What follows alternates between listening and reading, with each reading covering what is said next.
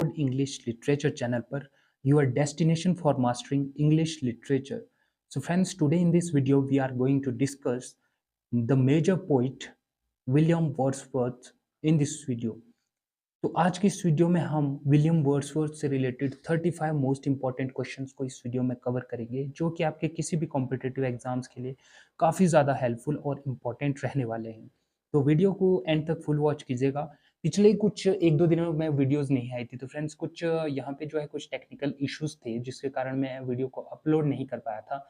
तो अब जो है आपको कंटिन्यूसली वीडियोस देखने को मिलेगी आने वाले समय में, ठीक है. तो आज हम विलियम वर्ड्सवर्थ से रिलेटेड 35 एग्जाम विनिंग क्वेश्चंस को इस वीडियो में कवर करेंगे. सभी क्वेश्चंस काफ़ी ज़्यादा इंपॉर्टेंट है, हेल्पफुल और आपके किसी भी एग्जाम्स में आ सकते हैं. मैंने सभी क्वेश्चंस आपके लिए सिलेक्टेड ही क्वेश्चंस लिए हैं और इस वीडियो को ज़रूर फुल वॉच कीजिएगा अगर आप यूनिवर्सिटी एंट्रांस की प्रिपरेशन कर रहे हो, या फिर आप किसी बड़े कॉम्पिटिटिव एग्जाम्स के लिए प्रिपरेशन कर रहे हो, या फिर आप किसी भी कॉम्पिटिटिव एग्जाम्स के लिए प्रिपेयर हो रहे हो. तो ये जो टॉपिक है वो काफ़ी ज़्यादा इंपॉर्टेंट है. तो इस टॉपिक से जितने भी इंपॉर्टेंट क्वेश्चंस बनने वाले थे तो वो मैंने आपको इस वीडियो में कवर करवाए हैं. 35 एग्जाम विनिंग क्वेश्चंस में कवर करवाऊंगा, ठीक है. तो सभी क्वेश्चंस मैंने एक्सप्लेन भी किए हैं और इंपॉर्टेंट जो पॉइंट्स है वो इस वीडियो में कवर किए हैं, ठीक है. तो बिना वक्त गुजारे शुरू कर लेते हैं आज के इस टॉपिक के साथ. और अगर आपने अभी तक हमारे चैनल ऑक्सफोर्ड इंग्लिश लिटरेचर को सब्सक्राइब नहीं किया है तो एक बार जाकर जरूर सब्सक्राइब कर लीजिएगा. तो बिना वक्त गुजारे शुरू करते हैं आज के फर्स्ट इंपॉर्टेंट क्वेश्चन से. काफी ज्यादा इंपॉर्टेंट टॉपिक है विलियम वर्ड्सवर्थ का. First important question is when was Wordsworth born. William Wordsworth कब बॉर्न हुए थे, उनका बर्थ कब हुआ था? तो वे हुए थे अप्रैल 7 1770, ठीक है. 1770 में उनका बर्थ हुआ था. और इनके प्लेस के बारे में तो मैं आपको बता ही दूंगा, ठीक है. और इनके पिता का नाम, जो फादर थे उनका नाम जॉन वर्ड्सवर्थ था, जो कि एक पावरफुल लैंड ओनर थे. और मदर जो है उनका नाम एनिंग कॉक्सन था, ठीक है. और लेकिन जो है वो जैसे ही वर्ड्सवर्थ का जन्म हुआ तो उनके 8 साल बाद 1778 में उनकी जो है डेथ हो गई थी, ठीक है. उसका इम्पैक्ट भी इनकी लाइफ पर बहुत पड़ा था, ठीक है. ये आपने याद रखना है. Next question number 2, where was Wordsworth born. अब प्लेस का नाम मैं बता देता हूँ, तो वो था कॉकरमॉथ, जो कि कम्बरलैंड इंग्लैंड में स्थित है, ठीक है. ये आपने याद रखना है कहाँ पे उनका जन्म हुआ था.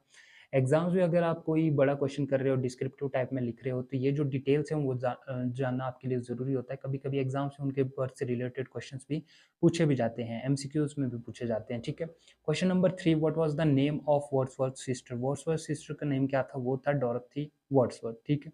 ये भी आपने याद रखना है. अगला क्वेश्चन है question number 4, which university did Wordsworth attend. किस यूनिवर्सिटी में पढ़े थे? स्कूल की मैं बात करूँ तो एक Hawkshead grammar school, HAWKSHEAD grammar school में पढ़े थे स्टार्टिंग में. आफ्टर जैसे उनके जो है मदर की डेथ होती है 1778 के अराउंड, तो उसके बाद उन्होंने वो जो स्कूल है ग्रामर स्कूल वो ज्वाइन किया था. लेकिन जैसे ही बड़े हो गए तो उन्हें यूनिवर्सिटी ऑफ कैम्ब्रिज ज्वाइन किया था 1790 के अराउंड, ठीक है. और 1787 के अराउंड, सॉरी 1787 के अराउंड उन्होंने ये जो यूनिवर्सिटी है वो ज्वाइन की थी. और 1790 में क्या किया, he travel to France and he was influenced by French revolution also, ठीक है. 1790 में वो ट्रैवल किए थे. और 1789 में क्या हुआ था उस टाइम पीरियड पे, फ्रेंच रेवोल्यूशन भी हुआ था, जिसका इम्पैक्ट उनके वर्क्स में भी देखा जा सकता है, ठीक है, उनकी लाइफ में भी देखा जा सकता है. ही completed his BA degree in 1790 के एक साल बाद उन्होंने वहाँ पे अपनी जो बीए की डिग्री है वो भी कंप्लीट कर दी थी. इन्होंने वैसे तो कोई फॉर्मल हायर एजुकेशन परस्यू नहीं की थी, लेकिन थोड़ी बहुत इन्होंने की थी, ठीक है. Question number 5, who was Wordsworth close friend and fellow poet. कौन था वर्ड्सवर्थ का फेलो फ्रेंड, क्लोज फ्रेंड भी आप कह सकते हैं. तो उनका नाम था एसटी कोलरिज. आपने इनकी बहुत सारी पोइम्स पढ़ी द्वारा ये लिखी गई है, ठीक है. एसटी कोलरिज बहुत इंपॉर्टेंट है. 21 अक्टूबर 1772 को इंग्लैंड में ही इनका बर्थ हुआ था, ठीक है. कुछ जानकारी आप इसको भी नोट डाउन कर सकते हैं, ठीक है.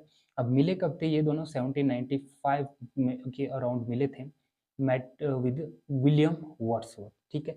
एग्जाम्स में ये क्वेश्चन भी पूछा जाता है कि भाई विलियम कॉलरिज का कौन से फ्रेंड्स थे जिसके साथ उन्होंने कोई चीज़ की थी, वो मैं आगे बताता हूँ, ठीक है. तो इम्पोर्टेंट है, ये आपको नोट डाउन कर लेना है, ठीक है. Question number 6, what was the name of Wordsworth wife. Wordsworth wife important है उनकी लाइफ में. उनका नाम था मैरी हचिंसन, ठीक है. हचिन, ठीक है, ये आपने याद रखना है. तो इनका मैं बता देता हूँ कि 1802 में इन्होंने शादी कर ली थी, आपस में मैरिड हो गए थे, ठीक है. और इनकी एक बहुत ही स्पोर्टिव वाइफ थी ये, ठीक है। इन इज लिटरेरी करियर में उनको सपोर्ट किया बहुत ज़्यादा, ठीक है। She was known for her gentle and kind nature, ठीक है। एंड उनके लिए वर्ड्सवर्थ ने एक पोएम भी लिखी है, अगर आपने पढ़ी होगी तो, she was a phantom of delight 1804 में लिखी गई है, ठीक है। उसके उनके बारे में लिखी गई है, ठीक है।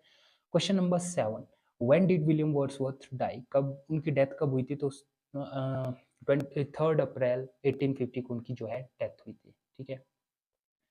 और ये बहुत ही इम्पोर्टेंट है एग्ज़ाम्स में, ये जो डेट है अगर आप लिखते हैं तो डिस्क्रिप्टिव एग्जामिनेशंस में आप लिखते हैं तो काफ़ी ज़्यादा हेल्पफुल रहते हैं। तो उसके बाद जो उनकी वाइफ थी वो 9 सालों के लिए ही जीवित रह पाई, उनके बाद उनकी भी डेथ हो गई थी 9 साल बाद, ठीक है। 1859 के अराउंड उनकी डेथ हुई थी एट द एज ऑफ 89, ठीक है। ये आपने याद रखना, इंपॉर्टेंट रहेगा। Question number 8, which poetry collection is considered the foundation of English romanticism, which is very important question। ये आपके यूजीसी नेट एग्जाम्स में भी पूछा जाता है, ठीक है। लिरिकल बैलेड 1798 में पब्लिश करवाया गया था, ठीक है। बहुत ही ज़्यादा इंपॉर्टेंट है ये, और इसको कंसिडर किया जाता है beginning of romantic movement in English literature, ठीक है। और इसका सेकंड वर्जन भी आया था, सेकंड एडिशन आया था with A preface by Wordsworth, was published in 1800, ठीक है। ये आपने याद रखना है। और लिरिकल बैलेट्स की बात करें तो यह लेखक किसके साथ था, who co authored lyrical ballads with Wordsworth, किसने लिखा था साथ में, एस.टी. कोलरिज। बहुत इंपॉर्टेंट पॉइंट है। इनकी जो है rhyme of the ancient mariner वाली जो पोएम है वो लिरिकल बैलेट्स का ही एक बहुत बड़ा पार्ट है, ठीक है। ये आपने याद रखना है क्योंकि एग्जाम्स के पॉइंट ऑफ व्यू से ये जो क्वेश्चन है वो पूछे जाते हैं, ठीक है। और बात करूं जो विलियम वर्ड्सवर्थ ने है, इन्होंने टेक्टन एबे लिखा था, वी आर 7 जैसे जो पोएम्स इसमें पब्लिश करवाई गई थी, ठीक है। Question number 10, which poem of Wordsworth begins with I wandered lonely as a cloud, ठीक है। वो लिखा गया डैफोडिल्स में, ठीक है। और लिखी कब गई थी, 1804 ईस्वी में इसको लिखा गया था, और पब्लिश हुई थी इसके 3 साल बाद 1807 में, ठीक है। ये डेट्स आपने जरूर मेंशन कर देनी है अगर आप एग्जाम्स में वो, अगर एमसीक्यूज टाइप में आता है तो आपको ये याद रखनी पड़ेगी, ठीक है। तो थीम्स डैफोडिल्स की अगर मैं थीम्स की बात करूँ तो समरी तो मैं नहीं दे पाऊंगा हर पोएम की, क्योंकि वीडियो बहुत ही ज़्यादा लंबी हो जाएगी। तो समरी आपने खुद पढ़ लेनी है, तो मैं थोड़ी सी थीम्स इसकी डिस्कस करता हूँ। जैसे नेचर्स ब्यूटी की poem celebrates the stunning site of golden daffodils, ठीक है। और इसके अलावा मैं इमोशनल इम्पैक्ट ऑफ नेचर की बात करता हूँ, मेमोरी एंड इमेजिनेशन की बात करता हूँ। इसकी कुछ इंपॉर्टेंट थीम्स है, ये आपने नोट डाउन कर लेनी है। Question number 11, what is Wordsworth longest poem, तो वो लिखी है प्रिल्यूड। बहुत इंपॉर्टेंट है द प्रिल्यूड, बहुत ही एक ऑटोबायोग्राफिकल पोएम है, बहुत ही भारी एग्जामिनेशन में पूछी भी जाती है। And this tracing his spiritual and poetic development from his childhood to adulthood, की मतलब क्यों है ये ऑटोबायोग्राफिकल, क्योंकि इसमें जो है चाइल्डहुड से लेकर उसके अडल्टहुड तक जितनी भी पोएटिक डेवलपमेंट है, स्पिरिचुअल डेवलपमेंट है, तो उसकी बातें उसमें की गई है। और इसको पब्लिश करवाया गया था उनकी वाइफ के बाद, ठीक है, क्योंकि वो 1850 में तो मर गए थे, तो उनके बाद उनकी जो वाइफ थी 9 साल के लिए जिंदा रही थी, ठीक है। उस टाइम पीरियड पे उनके मरने के बाद ही इसको पब्लिश करवाया गया था उनकी वाइफ के द्वारा। बहुत ही ज़्यादा इंपॉर्टेंट है, नोट डाउन कर लीजिएगा। Question number 12, which poem of Wordsworth is a philosophical autobiography, तो प्रील्यूड है। थोड़ा सा मैं क्या बता देता हूँ कि इतना एडवांस हो जाता हूँ कि आपको जो है नेक्स्ट क्वेश्चन जो होता है तो वो पहले ही कवर करवा देते हैं। जैसे ऑटोबायोग्राफिकल मैंने आपको पहले समझा दिया है, ठीक है। तो ये भी आपने नोट डाउन कर लेना है। Question number 13, which poem contains the famous lines the child is the father of the man, बहुत इंपॉर्टेंट है। The my heart leaps up, इस पोएम में आपको ये लाइन देखने को मिलती है, काफी ज्यादा इंपॉर्टेंट पोएम है, ठीक है। एक शॉर्ट लिरिकल पोएम है जो कि लिखी गई थी 1802 में, और इसकी जो थीम्स है लव फॉर नेचर है, कंटिन्यूटी ऑफ लाइफ है, पावर ऑफ चाइल्डहुड है, बहुत ही ज़्यादा इंपॉर्टेंट है, ठीक है। अगर आपको वीडियो पसंद आ रही है तो अपने favourite channel Oxford English literature को अभी सब्सक्राइब कर लीजिएगा, ताकि आपको रोजाना ही मुझसे मिलने वाली सभी वीडियोस की नोटिफिकेशन आपके फ़ोन पर सबसे पहले मिले। तो stay with Oxford English literature channel. Next question है question number 14, which poem by Wordsworth is an elegy, elegy का आपको पता ही है, जो डेथ के ऊपर ग्रीफ के लिए लिखी जाती है, ठीक है, मोर्निंग ओवर डेथ, ठीक है। Elegy for his brother John, कौन सी एलिजी लिखी गई है, तो वो है एलिजिकल स्टैंजा। ये एक वर्क है, ऐसे नहीं सोचना कि भाई कोई ये फॉर्म है, ठीक है। तो ये एक एलिजिकल स्टैंजा है, ठीक है। 1805 ईस्वी में इसको लिखा गया था। एंड इट रिफ्लेक्ट्स, मैंने आपको बता दिया कि एलिजी है, एलिजी मतलब मोर्निंग ओवर समवन्स डेथ, ठीक है, reflects grief over the death of his beloved brother जिसका नाम था जॉन वर्ड्सवर्थ था, ठीक है। उसको क्या हुआ था, वो एक बारी डूब गया था सी में, 1805 के आसपास था। तो ये जो उन्होंने वर्ड्सवर्थ ने है ये पोएम लिखी थी या फिर एलिजी लिखी थी, ठीक है। Question number 15, which sonnet by Wordsworth criticizes materialism. Materialism को कौन क्रिटिसाइज करता है, कौन सा सोनेट क्रिटिसाइज करता है वर्ड्सवर्थ का, तो वो है the world is too much with us. बहुत इंपॉर्टेंट और फेमस पोएम है, एग्जाम्स में पूछी भी जाती है, 1802 में लिखी गई है और 1807 में इसको पब्लिश किया गया है।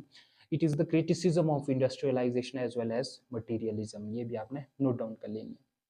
Question number 16, which Wordsworth poem describes टिटन एबे, ठीक है। तो lines composed a few miles above टिटन एबे, ठीक है। इसको भी जो है लिरिकल बैलेट्स के साथ ही पब्लिश करवाया गया था और एक तरह की रोमांटिक पोएम है, reflecting his deep connection with nature, memory and personal growth. काफी ज्यादा इंपॉर्टेंट है, ये नोट कर लेना है। Question number 17, what poem reflects Wordsworth's love for Lucy. तो एक पोएम है she dwelt among the unchosen ways, ये आपने याद रखनी है, उनकी एक माइनर पोएम है। Question number 18, which work of Wordsworth is a tribute to nature and childhood. तो उन्होंने एक वर्ड लिखा था लिमिटेशंस ऑफ इमोरलिटी, ये भी इंपॉर्टेंट वर्ड है, एग्जाम से पूछे जाते हैं इससे क्वेश्चंस, ठीक है। और इसको 1802 से 4 के बीच में लिखा गया है और पब्लिश हुई थी 1807 में। एक तरह के फिलोसफिकल और रोमांटिक तरह के एक वर्क लिखा है इन्होंने, ठीक है। तो ये भी आपने याद रखना है। Question number 19, what is the central theme of Michael a pastoral poem. तो वो है the struggle of rural and family bonds, important है, ये आपने पढ़ लेनी है इसकी समरी, ठीक है। Question number 20, which poem by Wordsworth expresses his grief in the power of memory. तो वो है टिटन एबे, ये भी इंपॉर्टेंट है, नोट डाउन करते जाइएगा। Question number 21, which literary movement did Wordsworth help established. कौन सा लिटरेरी मूवमेंट को एस्टेब्लिश करने में वर्ड्सवर्थ ने हेल्प किया था, तो वो था रोमांटिक मूवमेंट, रोमांटिसिज्म। अब रोमांटिसिज्म में आपको बता दूं क्या मूवमेंट था ये। इससे रोमांटिक एज तो आपने पढ़ी ही होगी इंग्लिश लिटरेचर में, ठीक है। उससे पहले जो एज थी आपके पास, जिसको आप अगस्टन एज कहते हैं या फिर आप कहते हैं उसे नियो क्लासिकल एज, ठीक है। तो एक ये जो एज थी ये किसके ऊपर बेस्ड थी, ठीक है। ये जो एज थी ये थी लॉजिक्स के ऊपर बेस्ड थी, ठीक है, रीजंस के ऊपर बेस्ड थी। Age of logic and reasons भी उसको कहते थे, ठीक है। अब रोमांटिसिज्म में क्या है, फोकस जो है पूरी तरह से किस पे आ गया था, रोमांटिसिज्म में फोकस आ गया था पूरी तरह से इमोशंस के ऊपर। पोइट्स ने इमोशंस को जगह बनाई अपने ठीक है वर्क्स में, ठीक है। Next question is question number 22, which poetic principle did Wordsworth emphasize in his preface to lyrical ballads। तो उनका एक प्रिंसिपल था जो उन्होंने क्या है लिरिकल बैलेट्स के लिए एम्फेसाइज किया था, ठीक है। तो उसमें था कि द पोइट शुड यूज और the poetry should use the simple language and themes from the everyday life, ठीक है। ये इंपॉर्टेंट है, ये आपने नोट डाउन कर लेना। Next important, very very important question is what did Wordsworth define poetry as. Poetry की डेफिनेशन वर्ड्सवर्थ के अनुसार एक बहुत ही फेमस लाइन है, एग्जाम से पूछी जाती है, poetry is the spontaneous overflow of powerful emotions और फीलिंग्स, ठीक है। कि जो है पोइट्री क्या है, स्पॉन्टेनियस ओवरफ्लो है पावरफुल फीलिंग्स का, ठीक है। स्पॉन्टेनियस से क्या समझे कि poetry is not just artificial, वो एक तरह का आर्टिफिशियल आर्ट नहीं है, it comes naturally from the deep emotions. तभी तो रोमांटिसिज्म ने इमोशंस के ऊपर बात की है, ठीक है। तो ये लाइन आपने जरूर नोट डाउन कर लेनी है। Question number 24, which literary form did Wordsworth mainly use. तो वो थी लिरिकल पोइट्री, लिरिक पोइट्री, ठीक है, that express emotions feelings often in a musical और सॉन्ग लाइक मैनर, ठीक है, ये आपने याद रखना। Question number 25, what kind of language did Wordsworth advocate for poetry. कौन सी तरह की उनकी एक लैंग्वेज थी जो एडवोकेट करते थे पोइट्री के लिए, ठीक है। तो the language of A common man, उन्होंने जो है कॉमन मैन की लैंग्वेज के लिए ही एडवोकेट किया, क्योंकि पीछे आप देखते हैं वेस्टर्न न्यू क्लासिकल एज में देखते हैं जो पोइट्स थे पोइट्री लिखते थे, तो उनकी जो लैंग्वेज थी वो थोड़ी सी एडवांस तरह की थी, जो कि कॉमन पीपल तक समझ, उन कॉमन पीपल को समझ नहीं आते थे।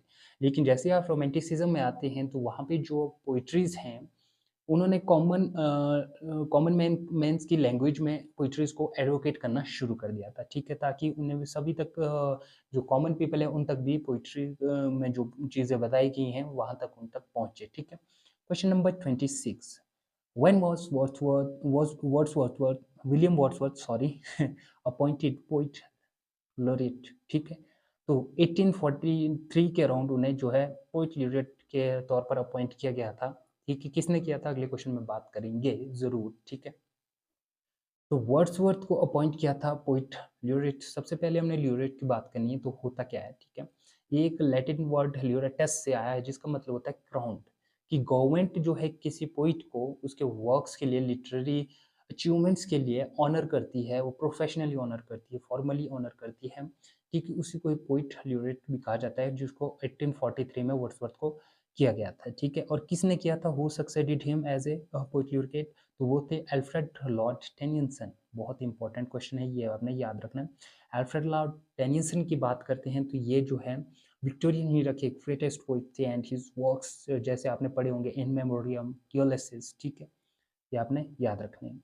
Question number 28, which poet influenced Wordsworth nature poetry, तो वो थे जेम्स थॉमसन, ये आपने याद रखना है। Question number 29, what did Wordsworth emphasize in poetry, beauty of nature के बारे में बात किया गया है, ठीक है। नेचर के प्रति बहुत ही ज़्यादा प्रभावित थे वो, और it influences on human emotions, human emotions को भी इसने इन्फ्लुएंसेस किया था, ठीक है।